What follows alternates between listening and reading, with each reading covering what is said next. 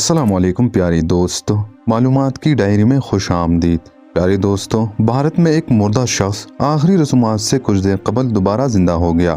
रियासत गुजरात में एक अजीब वाक़या पेश आया है जहां एक कैंसर में मुब्तला मरीज की मौत हुई, लेकिन जब उसे आखिरी रसूमात के लिए शमशान घाट ले जाया गया तो वो दोबारा जिंदा हो गया। प्यारे दोस्तों, कैंसर में मुब्तला एक मौमर शख्स को अस्पताल में मुंतकिल किया गया, लेकिन मरीज की हालत बिगड़ गई और उसे वेंटिलेटर पर मुंतकिल करना पड़ा। ताहम अहलिहाना वेंटिलेटर के अखराजात नहीं उठा पा रहे थे।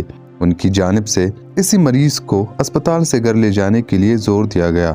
इसी दौरान जैसे ही मरीज को वेंटिलेटर से हटाया गया तो उसकी सांसें बंद हो गई। प्यारे दोस्तों, सांसें बंद होने की सूरत में अहलिहाना मरीज को मुर्दा समझकर शमशान घाट ले गए, लेकिन वहां पहुंचते ही उस शख्स ने अपनी आंखें खोल ली, जिसके बाद एम्बुलेंस को फौरन बुलाया गया और फौरी तबी इमदाद फराहम करने के बाद उसे दोबारा अस्पताल मुंतकिल किया गया।